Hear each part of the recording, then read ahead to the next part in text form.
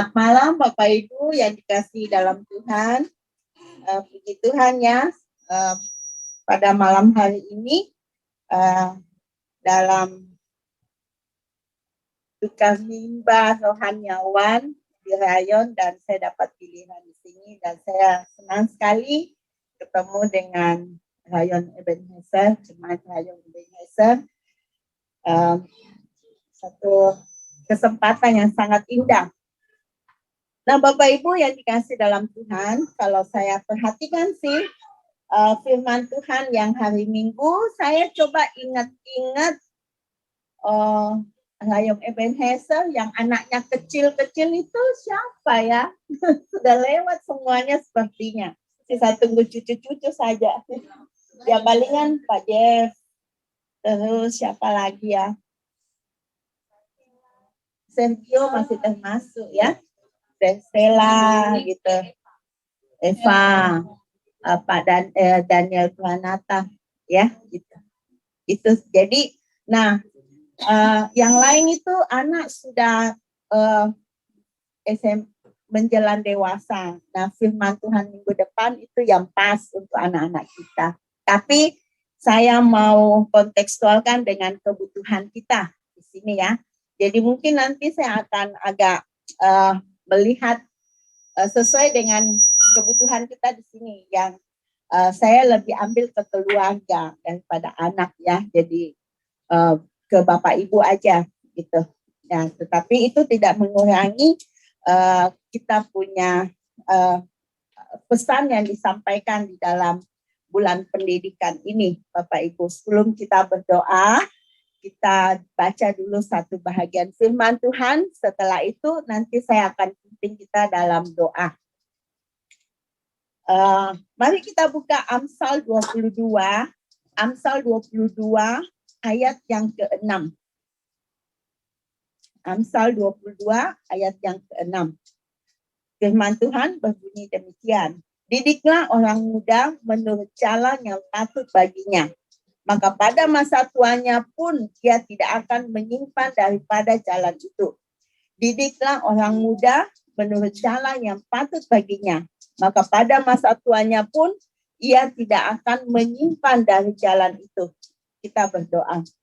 Tuhan Yesus, kami mau belajar firman Tuhan bersama-sama. Tuhan Yesus, tolong kami. Yalah Tuhan, firman Tuhan ini menjadi kekuatan bagi kami dan menjadi penuntun bagi kami untuk kami melakukan kehidupan kami ke depan.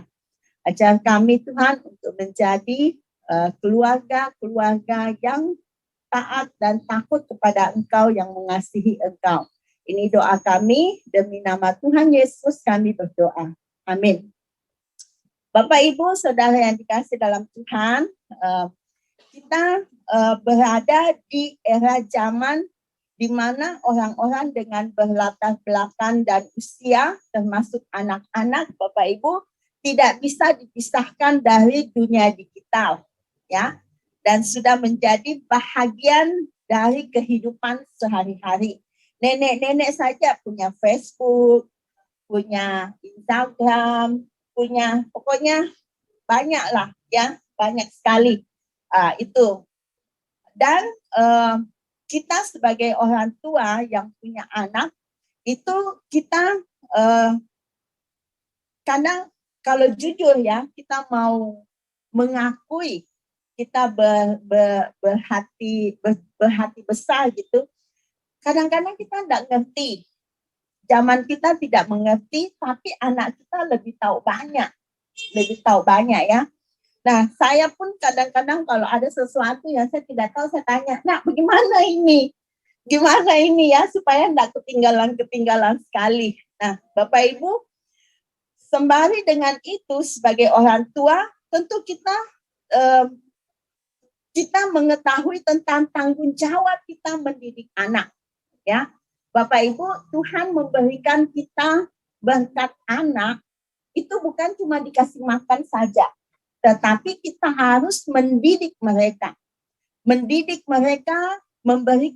mereka bagaimana nilai-nilai hidup, lalu bagaimana cara hidup, bagaimana mereka bisa bertahan di dalam kehidupan. Nah, Itu bukan sesuatu yang mudah, Bapak Ibu. Bukan sesuatu yang mudah. Dan itu tidak berarti juga kita tidak bisa, ya. Bukan berarti juga kita tidak bisa. Nah, ada satu buku yang ditulis oleh Pak Julianto Simanjuntak, di dalam buku itu tentang mendidik anak. Dia berkata seperti ini, tidak ada anak yang sulit.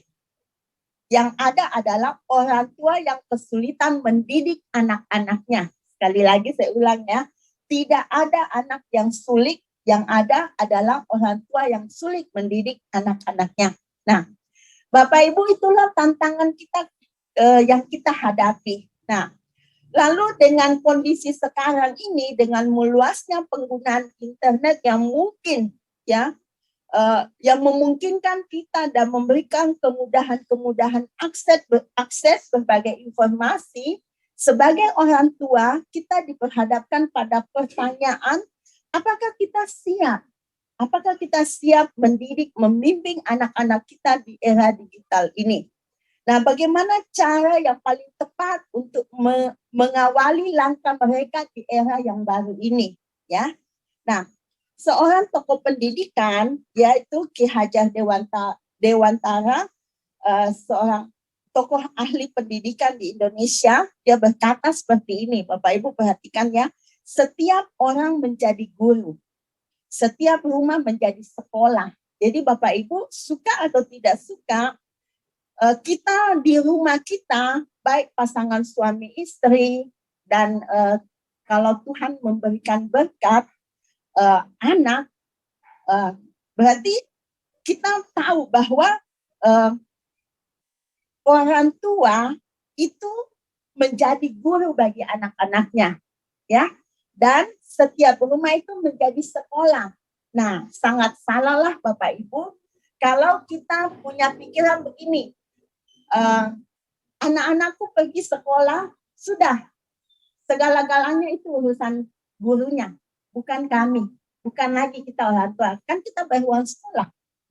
Jadi guru itu berhak untuk membentuk mereka menjadi manusia yang seutuhnya.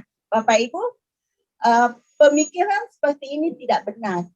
Ya, kalau ada masalah dengan anak-anak kita, bukannya orang tua introspeksi diri, tetapi dia pergi marah-marah di sekolah. Mungkin seperti itu. Karena saya pernah terjun di sekolah berapa lama, satu kali orang tua, ada satu orang tua dia datang, lalu dia ngomel panjang sekali ngomelnya. Dia katakan, sejak anakku itu bergaul dengan si ini, kelakuannya sudah tidak sesuai lagi dengan yang saya ajar.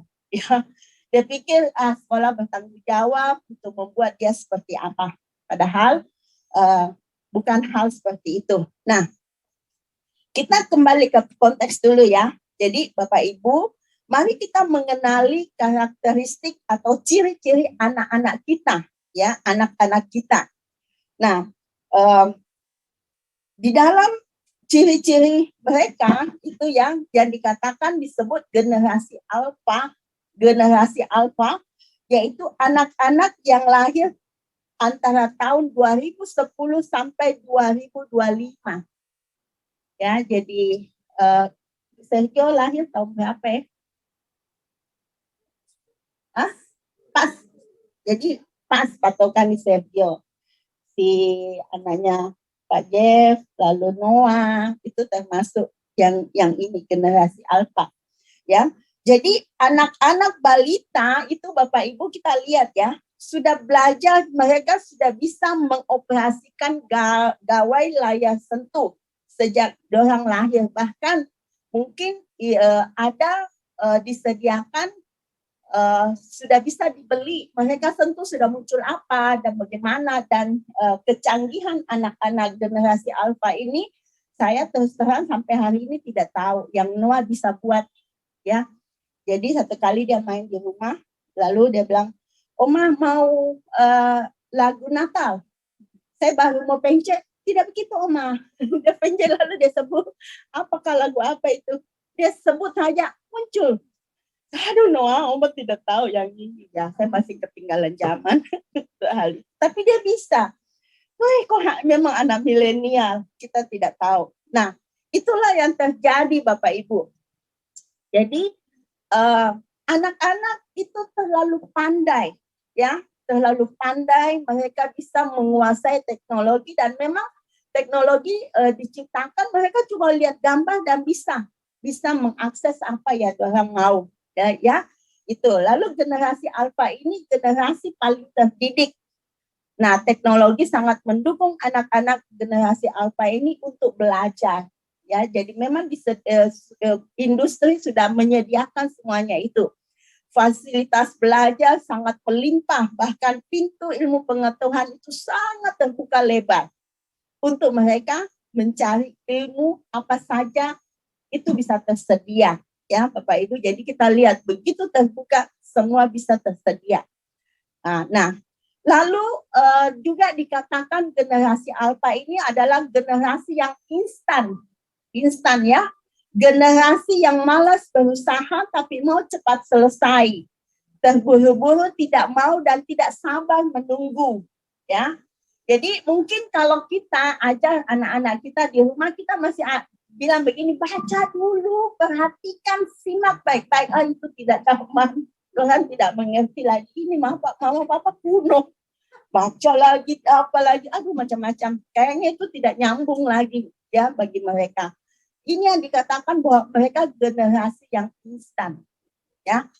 Mereka malas untuk menyimak, pokoknya cepat selesai, terburu-buru, tidak mau dan tidak sabar untuk menunggu.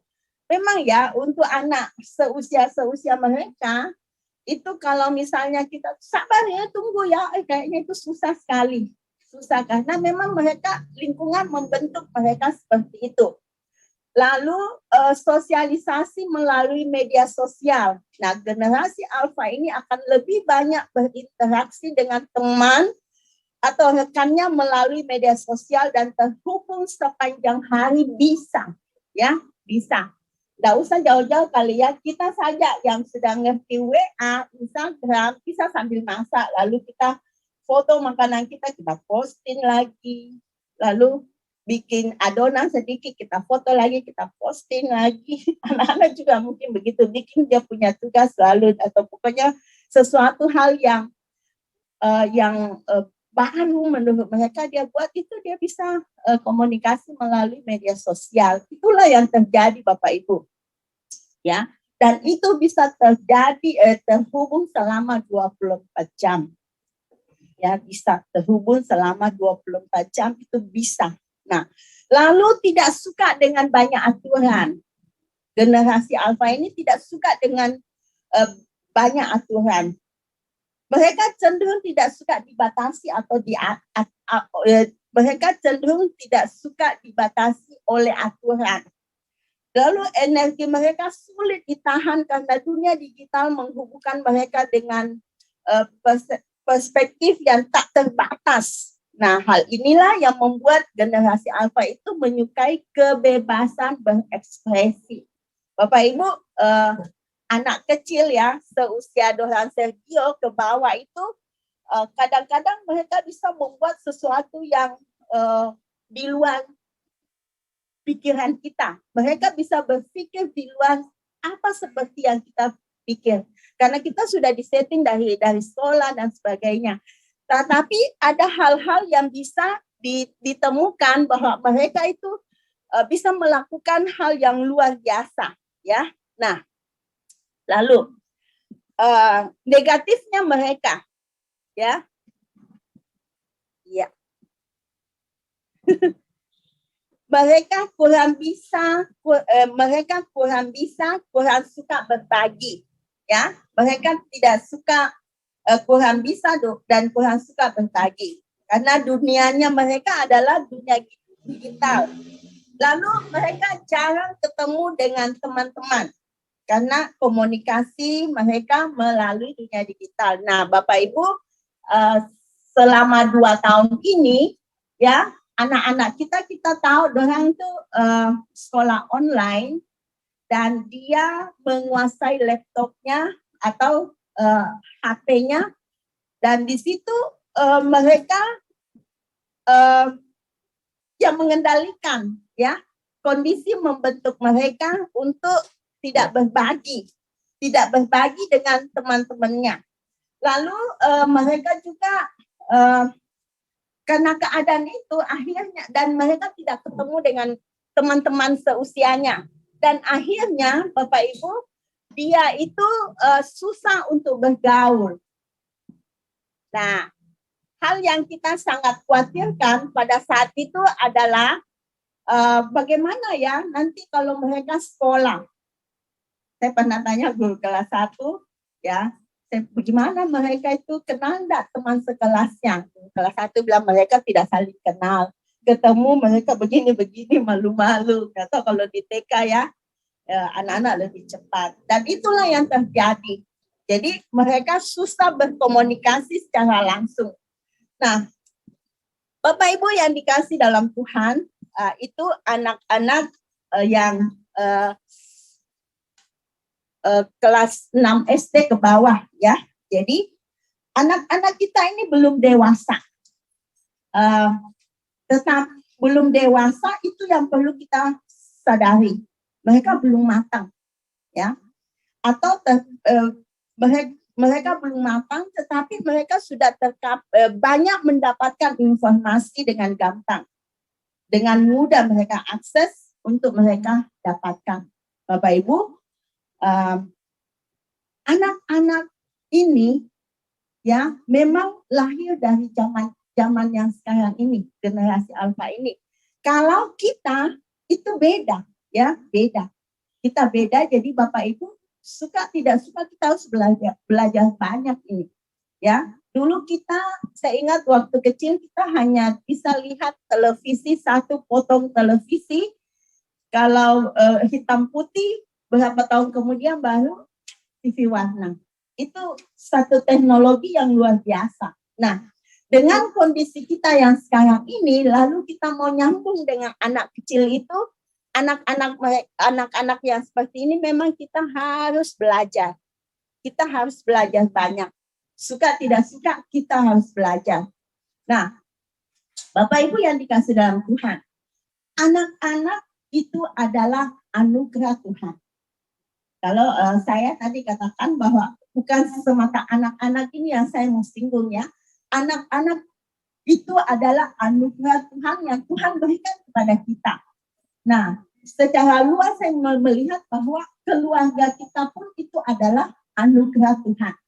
Keluarga di mana ada nenek, kakek, lalu papa, mama, kakak, adik, ya, itu. Nah, jadi Tuhan menunjuk kita sebagai orang yang lebih dewasa dan mempercayakan kepada kita untuk kita memberikan pengaruh yang positif kepada mereka, pengaruh yang baik kepada mereka.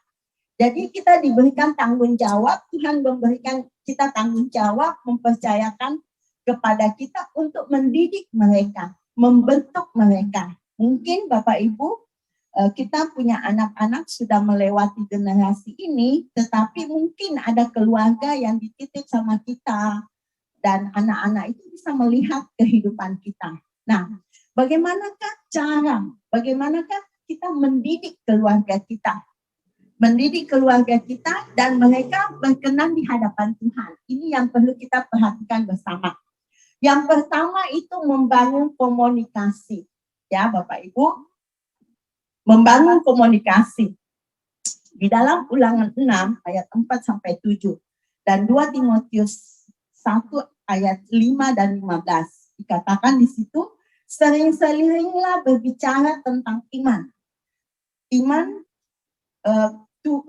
Tentang iman kita kepada anak-anak kita, atau sering-seringlah berbicara tentang Tuhan kepada anak-anak kita. Bapak Ibu, saya mau katakan bukan cuma anak-anak perlu ini, kita di dalam keluarga.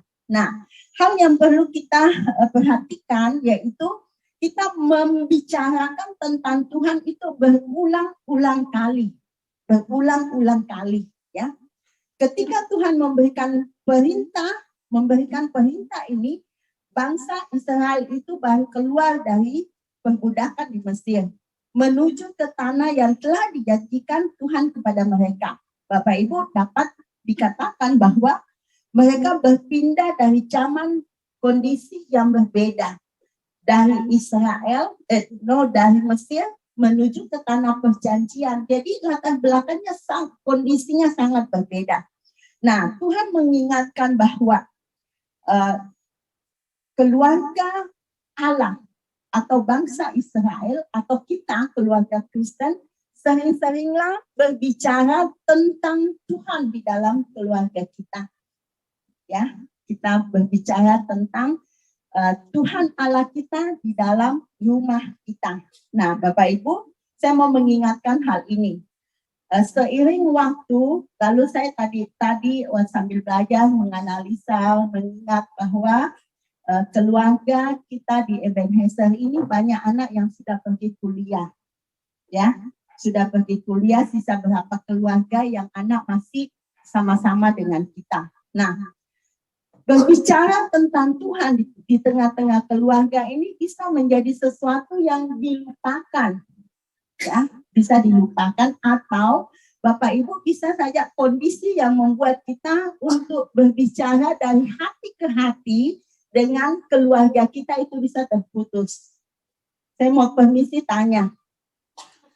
Jadi penting untuk berbicara tentang Tuhan kepada anak-anak. Bapak Ibu yang sudah seusia-usia saya, ya, gitu. Pernah enggak Bapak Ibu pergi ke suatu tempat hanya dengan pasangan kita, berdua saja? Atau berpikir begini, kami repot, ada anak diurus. Anak tidak ada diurus.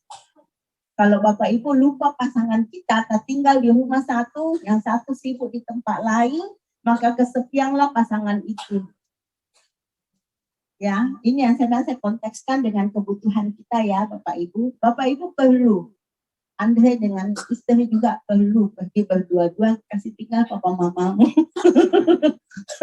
Kamu perlu, Bapak Ibu perlu sekali.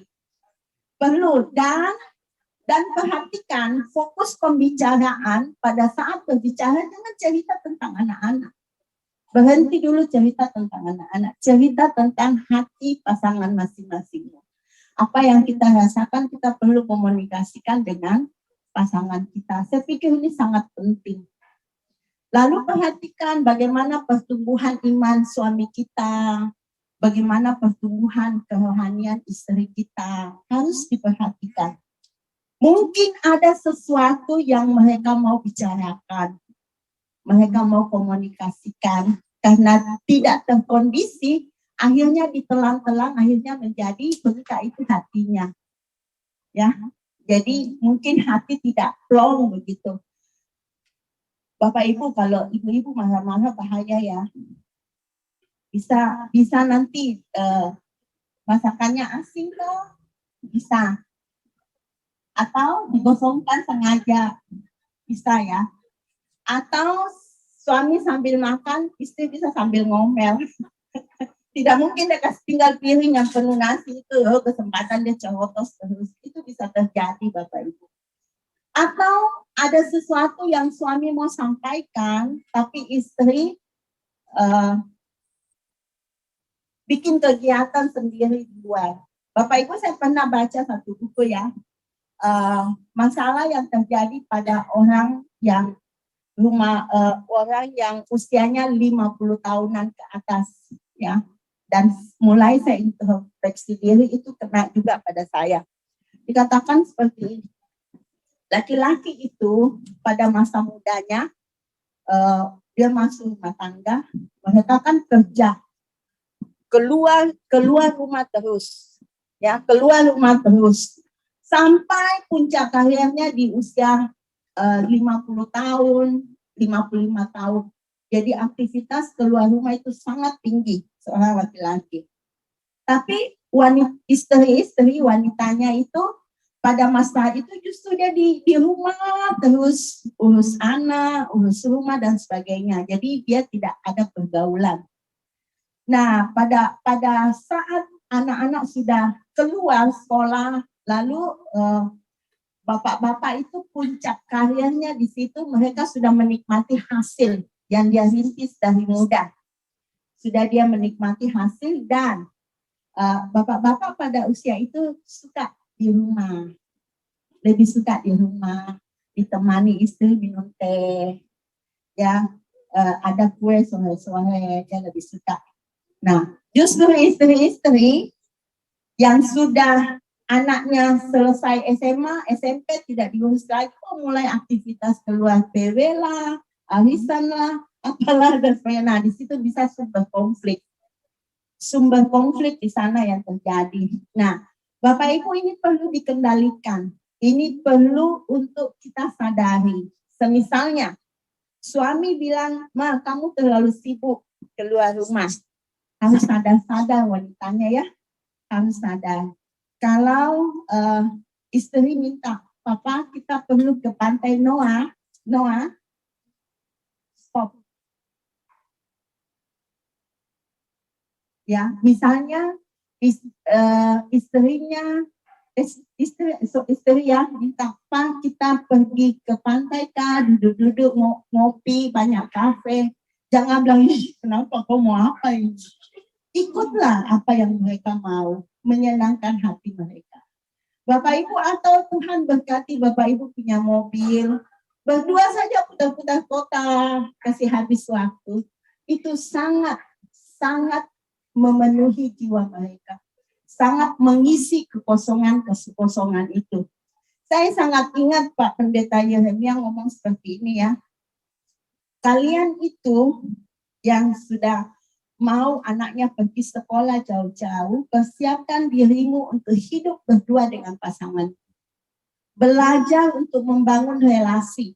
Belajar untuk membangun komunikasi antara kamu suami istri. Bapak Ibu, saking sibuknya mungkin kita urus anak-anak, ya memang kita bicara sama pasangan kita, tapi topik pembicaraan anak dan anak.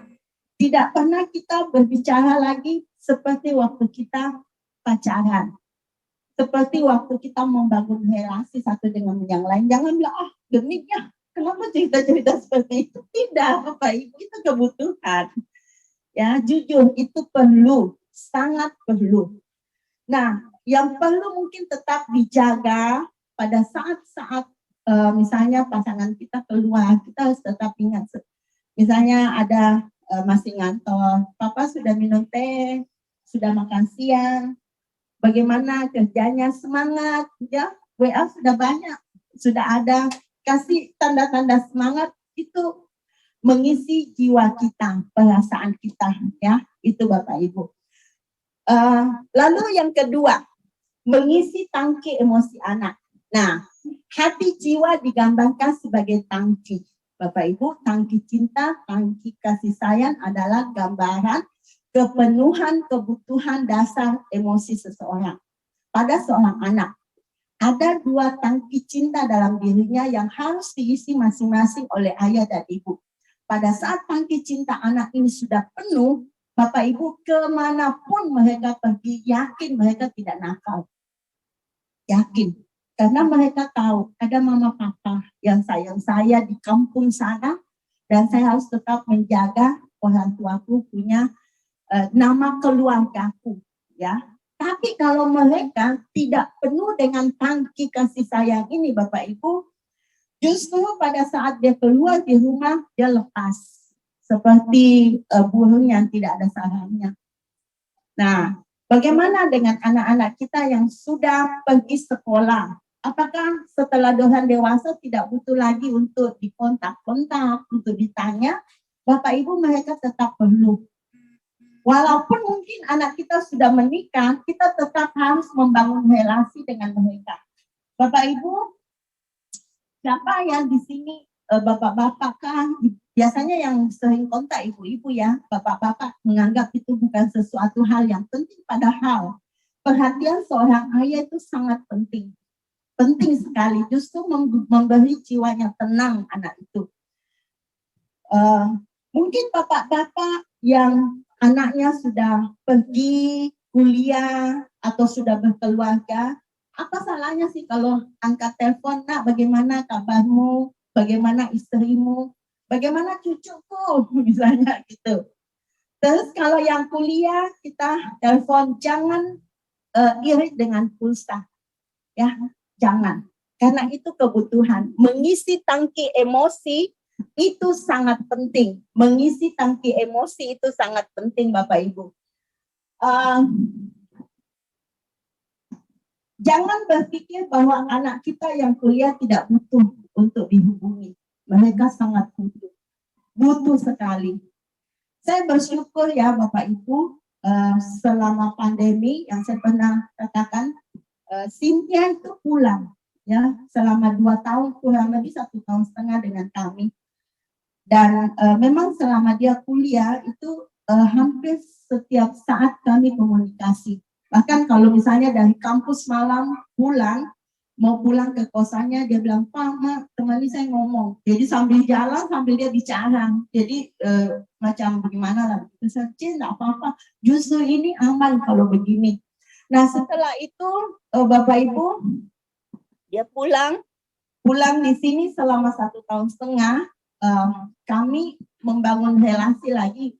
Memang kondisi kami baik ya, membangun relasi, dan ini dia sudah pergi lagi, dia pergi kerja. Lalu saya pribadi kalau misalnya selesai kerja malam, itu saya pasti WA dia, C di mana gitu ya. Masih kan kita beda 2 jam, masih menuju pulang mah, dia katakan nanti sampai di rumah. Lalu kami ngomong gitu. Itu yang kami bangun relasi gitu ya. Lalu 2 hari ini sibuk, saya sibuk, dia sibuk. Lalu tadi malam dia bilang, Ma, saya mau ngomong. Bisa sudah kaget, apa ini? Ada apa? Terus tadi Pak, hanya saya karena kemarin di Anso ketiduran, padahal saya lagi siap mau terima teleponnya, dia tunggu ya saya mandi dulu, selesai baru kita telepon. Saya ketiduran. Setelah itu pagi baru saya tanya, ada apa C? Ada apa yang kamu mau cerita sama Mama? Dia katakan, tidak Ma, cuma ini 2 hari kita tidak ngomong. Saya mau bicara dengan suara-suara orang di rumah, gitu ya. Nah, Bapak Ibu, ini yang saya katakan bahwa anak kita itu pasti rindu. Sesibuk apapun mereka pasti rindu kalau itu kita bangun. Tidak ada yang Bapak Ibu, tidak ada yang langsung jadi. Ya, maksud saya kalau itu kita tidak biasakan, itu tidak mungkin ada kerinduan, ada keinginan untuk saling mencari satu dengan yang lain. Minta maaf saya kesulitan dengan bahasa ini ya. Coba begini bisa. Ada. Bisa. Ini kasih naik. Oke.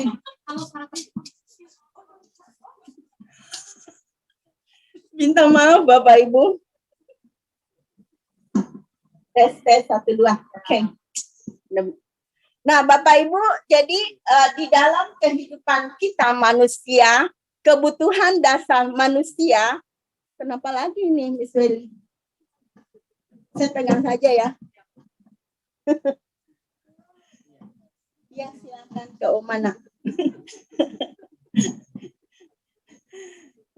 Jadi Bapak Ibu, kebutuhan dasar emosi manusia itu perlu rasa aman, ya. Bapak Ibu, kalau ada anak kita, misalnya anak kita perempuan, lalu dia takut ngomong sama papanya, itu tanda tanya. Anak kita mau ngomong di salah satu pihak, dia katakan, mama yang wakili. Itu berarti relasi kita bermasalah. Perlu diperbaiki. Jadi harusnya rasa aman di antara anggota keluarga itu tidak merasa terancam, tidak merasa terintimidasi, dan lain-lain. Mau ngomong dengan leluasa mereka ngomong. Itu relasi yang bagus. Kalau misalnya ada sesuatu harus pakai jalur mama dulu, baru tersampaikan ke ayah, itu harus menjadi satu evaluasi bagi kita. Kenapa ya anakku takut ngomong sama saya? Kalau hal itu terjadi, Bapak Ibu harus ambil waktu jalan berdua dengan anak itu. Lalu kebutuhan dasar emosi manusia yang berikut perlu penerimaan. Ya, mereka harus merasa bahwa dia dicintai dan dihargai. Saya pikir ini juga ya perlu untuk kita suami istri. Kalau misalnya pasangan kita tidak merasa kita mencintai dia, merasa tidak dihargai, itu pasti ada konflik. Ya, Miss Ferry ngangguk benar ya. Ada nanti aman. Pak pun tak aman kakak. Saya tidak tanya sejauh itu. Tatapan saya mungkin tajam sekali sampai langsung dibilang gitu. Oke, ya, gitu. Jadi Bapak Ibu, pasangan kita, anak kita perlu tahu bahwa dia dicintai, dia dihargai, merasa aman diterima. Itu penting sekali, sangat penting. Lalu merasa bahwa mereka merasa dipercaya untuk memegang kendali dirinya sendiri. Ya, Bapak Ibu, misalnya mereka yang sudah pergi merantau, jangan kita, kamu jangan nakal ya, kamu jangan gini ya, jangan gini ya. Itu bikin mereka pusing, ya. Tanamkan saja kepercayaan diri kamu, jaga diri baik-baik. Mama Papa mendoakan kamu. Bapak Ibu, ada satu hal yang saya mau sharing lagi. Satu kali bulan lalu kalau tidak salah, Cynthia ada pergumulan di kantor. Sampai dia berpikir, Mama saya resign saja Kak, atau bagaimana? Tidak bisa. Kamu di kontrak harus menyelesaikan. Lalu dia bilang, aduh ini hal mungkin karena dia katakan begini, ini karena doa Mama Papa, Adik, makanya saya masih bertahan. Nah, kalimat ini yang saya pegang ya Bapak Ibu. Anak itu tahu bahwa papa mama saudaranya di rumah doakan dia. Ya. Saya yakin kita semua di sini keluarga seperti itu. Anak-anak perlu tahu bahwa mereka didoakan papa mama dan saudaranya, mereka saling mendoakan. Bapak Ibu, waktu mendengar kalimat itu saya tangkap baik-baik, lalu saya berkata, Tuhan Yesus terima kasih. Mereka tahu, dia tahu bahwa kita doakan dia. Dan itu dia merasa bahwa dia terkendali karena keadaan itu. Nah ini yang menjadi kebutuhan dasar emosi manusia. Rasa aman, penerimaan, merasa diri, dipercaya. Lalu yang ketiga Bapak Ibu, kita perlu menjadi teladan bagi anak. Menjadi teladan bagi anak. Nah sangat tidaklah bisa kita mengalahkan 1000 kata dengan teladan hidup, ya misalnya kamu jangan merokok ya, kamu jangan merokok. Ada bapak ngomong seperti itu, sambil ngomong sambil isap rokok, pasti anak bilang ngomong saja, papa juga bikin begitu. Ya besok ada laporan dia merokok ya bisa, atau bilang gini, kamu jangan minum minuman keras itu berbahaya. Tapi anak tahu kita peminum. Atau misalnya mamanya, kamu baca Alkitab. Tapi kita tidak pernah baca Alkitab, dilihat. Wah, itu teladan apa yang mereka bisa petik, Bapak Ibu? Jadi menjadi teladan bagi anak itu penting. Bapak Ibu, orang tua jangan langsung stres jadi papa mama. Ada Roh Kudus yang memberikan kekuatan kepada kita. Nah, khusus di dalam bagian gadget ini, dengan kondisi zaman sekarang, Bapak Ibu, kita perlu belajar. Saya mau katakan, kita perlu belajar. Kita perlu belajar memakai gadget dengan benar.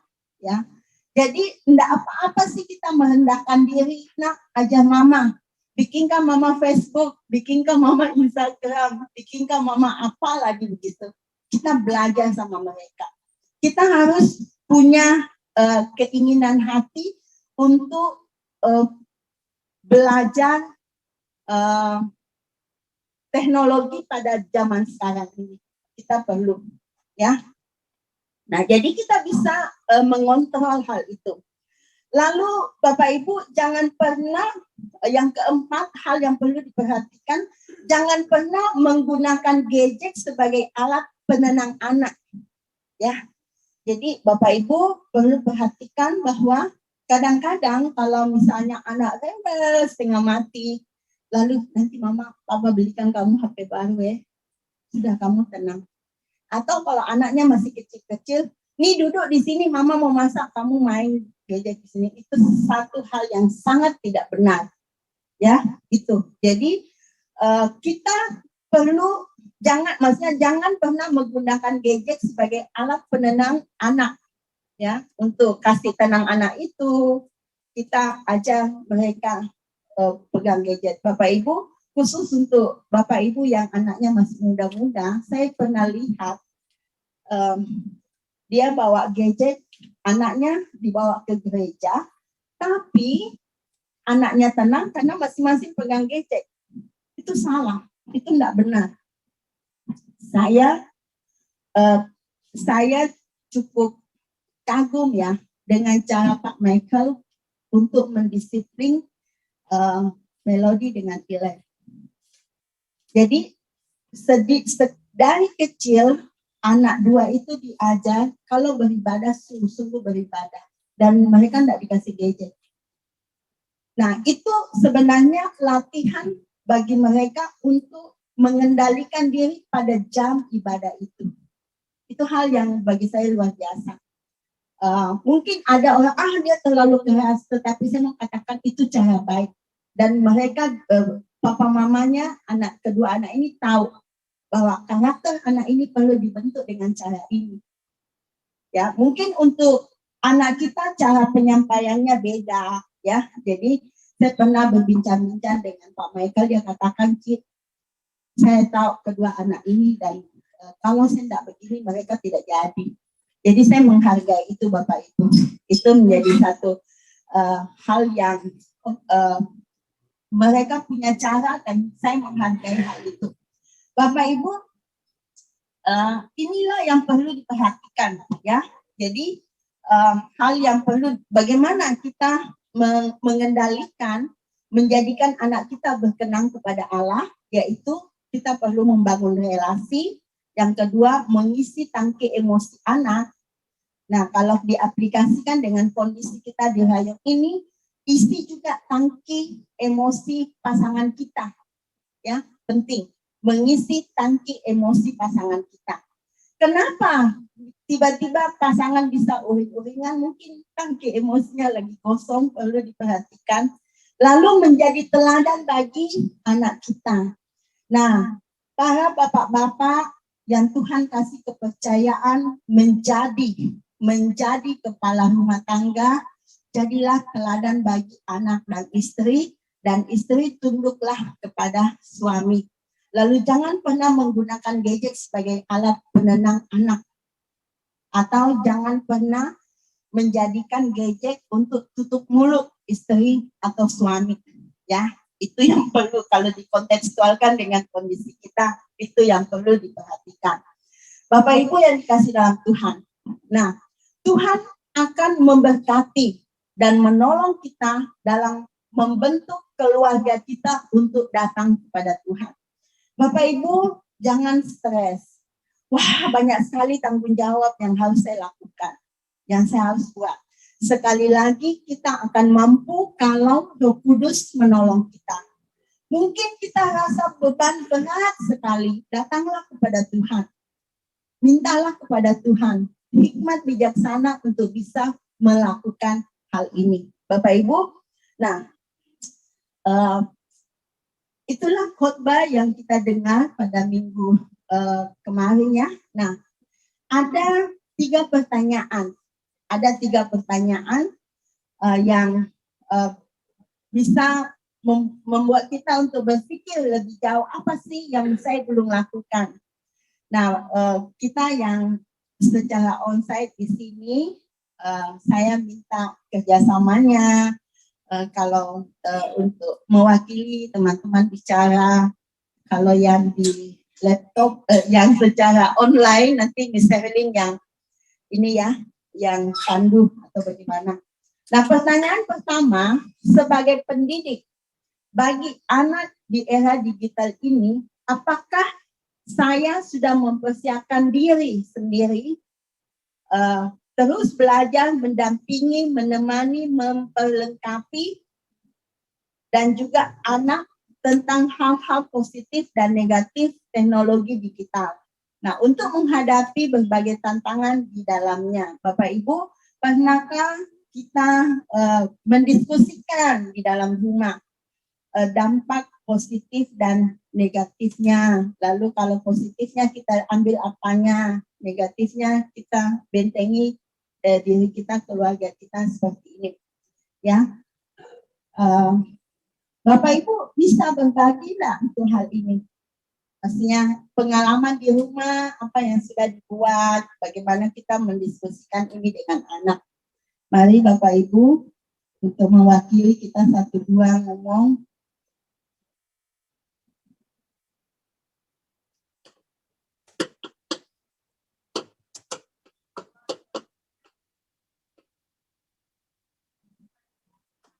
Pak Feki bisa wakili kita ngomong. Apa di rumah tangga Bapak, bagaimana waktu membicarakan hal ini? Iya, mari Pak. Mau pakai ini silahkan.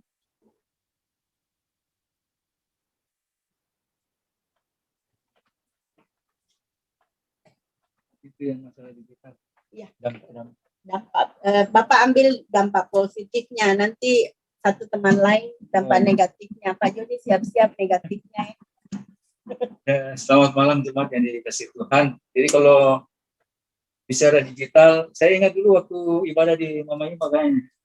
Pas waktu itu saya baru ikut seminar tentang itu 2018 dan itu sudah nyata sekarang. Dan saya sendiri memang banyak kesulitan karena anak-anak di rumah sangat-sangat jauh melebihi saya gitu.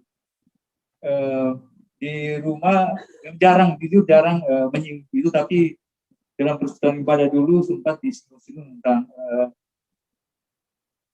bagaimana kita menghadapi teknologi era digital. Memang sebagai kepala keluarga, mungkin kalau secara spesifikasi memang kesulitan saya dibanding dengan anak-anak Andre, Cindy, iya, mereka cepat-cepat sekali. Nah, ini ada Irma juga.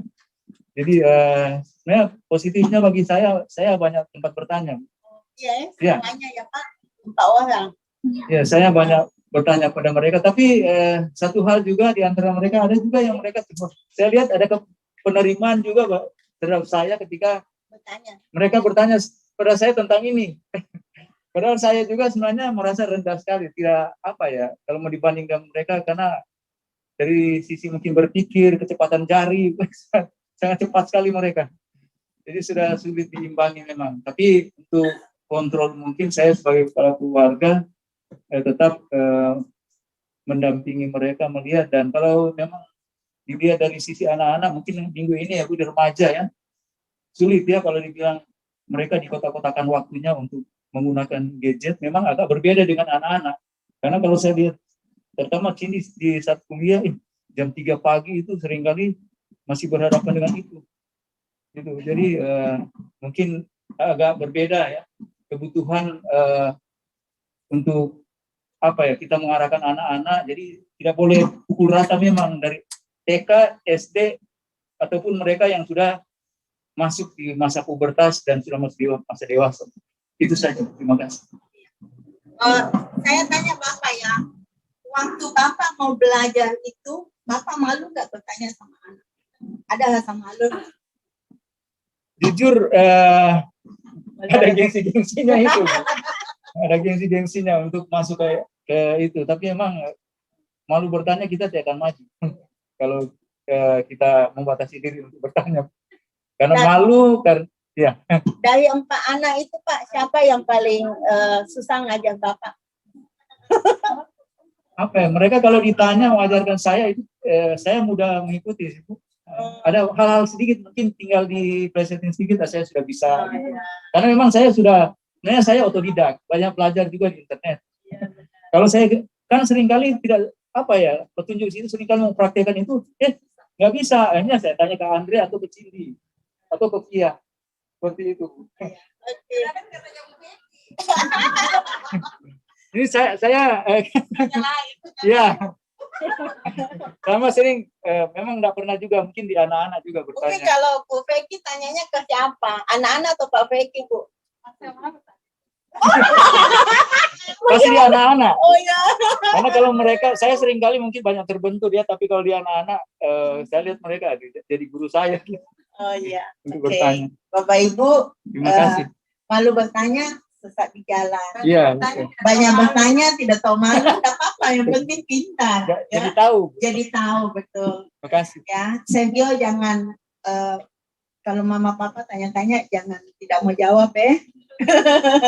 Nah itu dampak positif ya yang Pak Feki sharingkan. Nah kira-kira dampak negatif dari teknologi digital ini bisa terjadi apa di dalam keluarga? Ya, mungkin Pak Joni wakili kita untuk sharingkan ya, karena Bapak banyak tahu tentang ini. Silakan Pak. Kalau ada yang mau tanya-tanya juga boleh. Bapak Ibu yang dari rumah, Ya, apakah ada yang mau berkomentar? ya. Jadi memang Bapak Ibu seperti dua sisi mata uang ya, teknologi itu semua bidang kalau saya lihat mau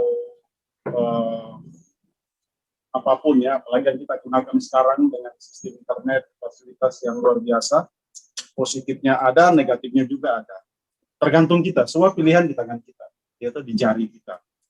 Nah, tapi satu hal yang saya lihat ya, dengan teknologi yang luar biasa sekarang, saya sendiri rasakan, ya, konsentrasi kita itu cepat sekali terbagi.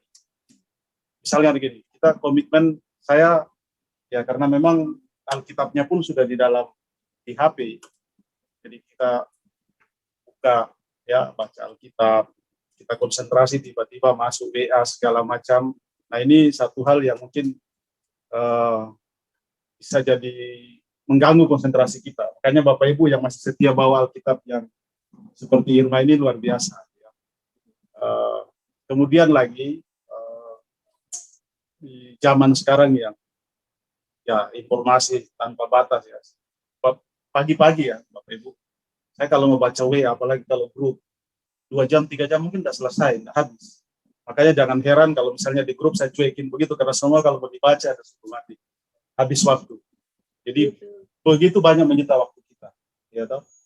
Kita mau konsentrasi terganggu, hal-hal yang ya seperti tadi kita komitmen untuk baca Alkitab. Tapi kalau positifnya ada Bu Jen. Jadi saya beberapa terakhir waktu ini saya senang sekali ada satu aplikasi Alkitab itu yang suara tapi teksnya juga muncul.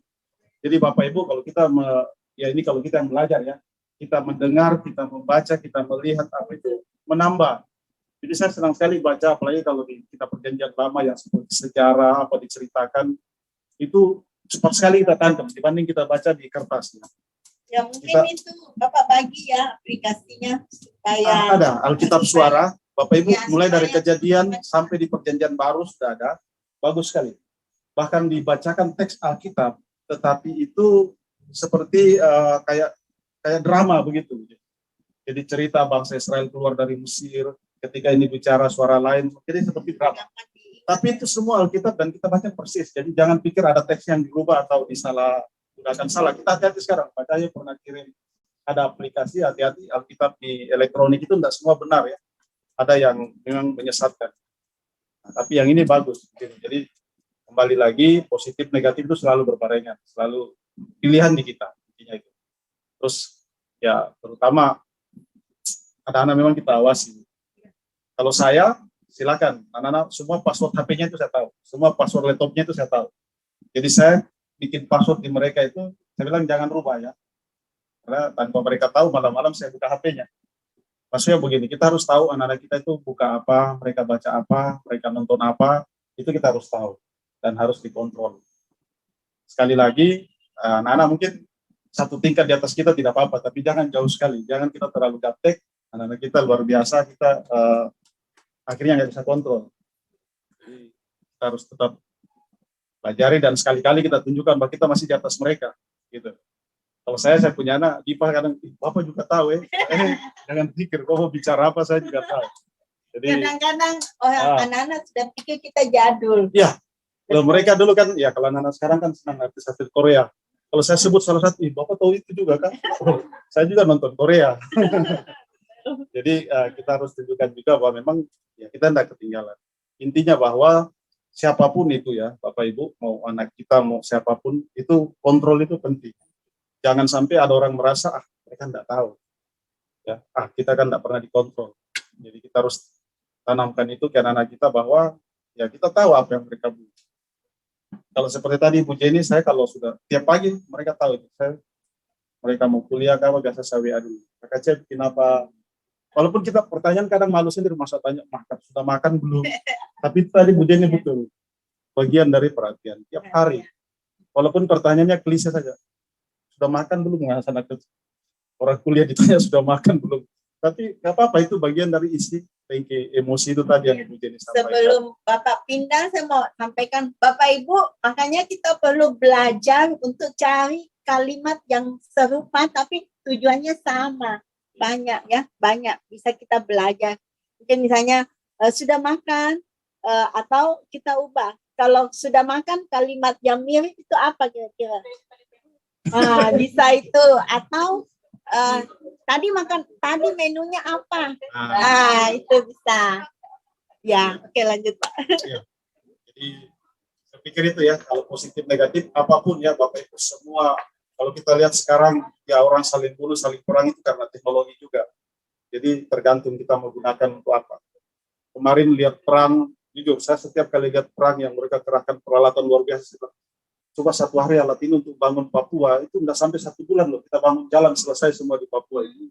Bapak Ibu, perang itu, ya itu teknologi semua.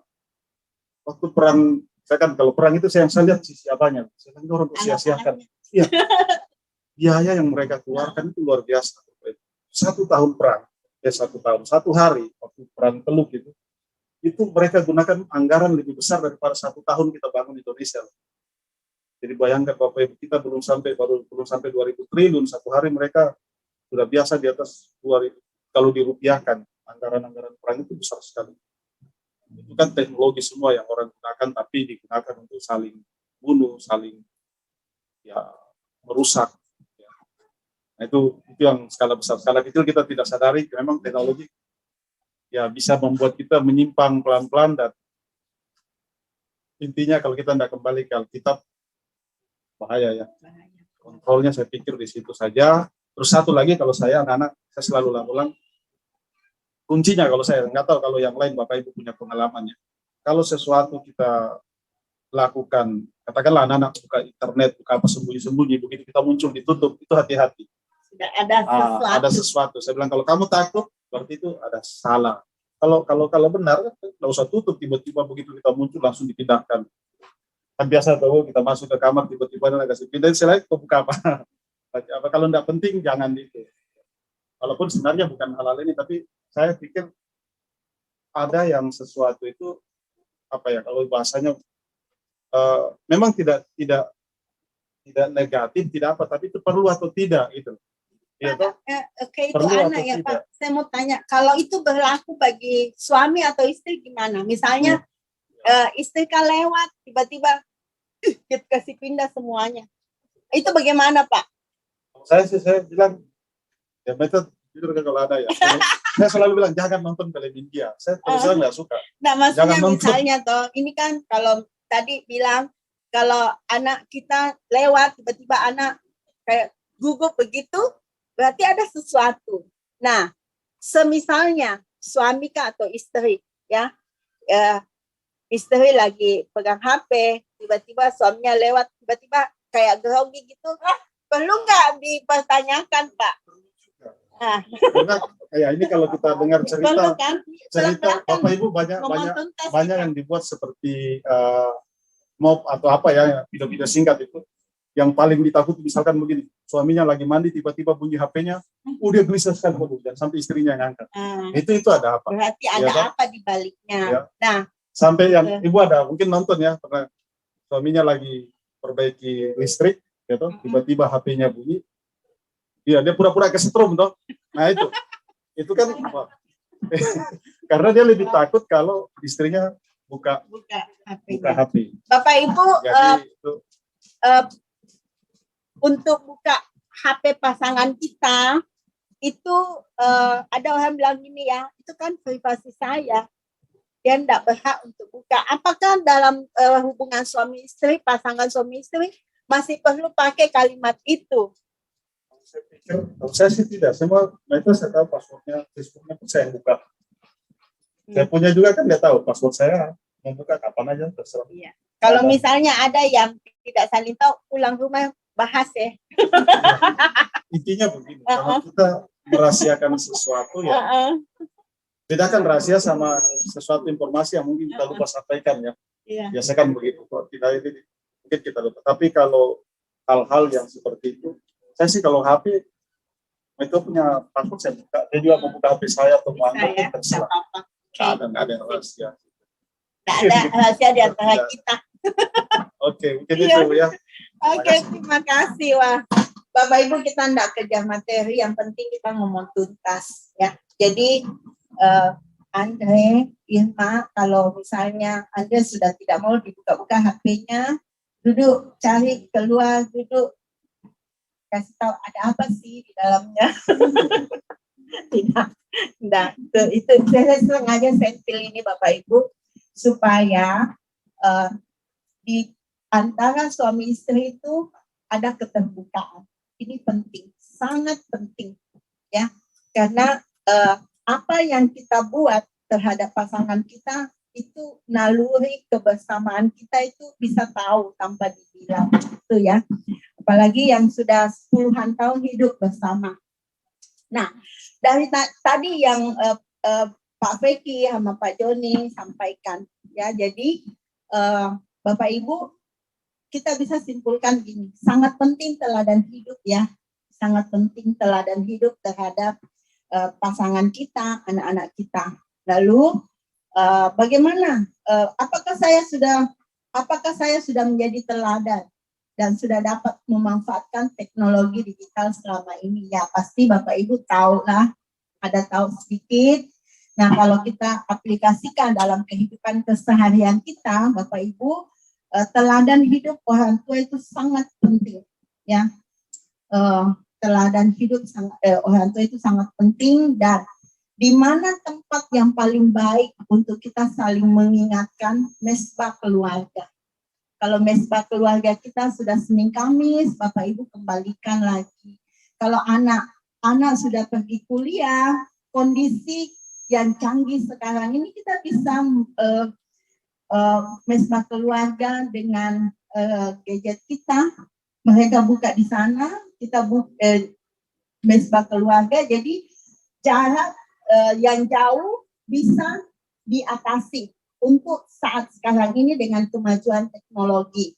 Bagaimana saya menerapkan ulangan 6 dalam peran sebagai pendidik bagi anak di era digital ini? Ya Bapak Ibu, pendekatan itu penting, nasihat itu penting, perlu diulang-ulang hal yang positif. Dan firman Tuhan itu penting untuk dibicarakan.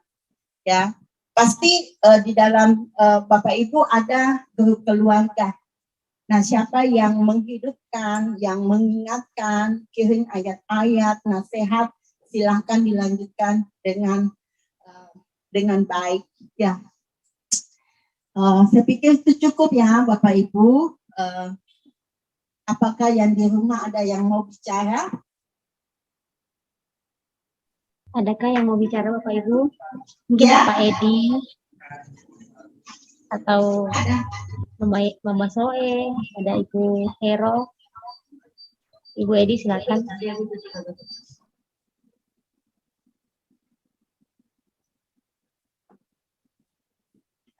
oh ya, oke. Belum ya. Ya Bapak Ibu, terima kasih, itu hal yang bisa kita diskusikan pada malam ini. Sekali lagi Bapak Ibu, apapun yang terjadi di dalam rumah tangga kita, anak-anak kita ada masalah apakah dan bagaimana, kita suami istri semua bisa dikomunikasikan dengan hati yang takut kepada Tuhan. Ya, Bapak Ibu, kalau ada hal datanglah kepada Tuhan, bicaralah kepada Tuhan dengan rendah hati, Jangan saling menanduk, dengan rendah hati kita bicarakan supaya semua bisa diatasi. Kalau misalnya kondisi belum pas untuk kita komunikasi dengan anak kita, kita berdoa, Tuhan kasih waktu yang tepat untuk saya bisa bicara dengan pasangan saya, dengan anak saya. Demikian Bapak Ibu, biarlah firman Tuhan ini menjadi rema yang hidup di dalam diri kita.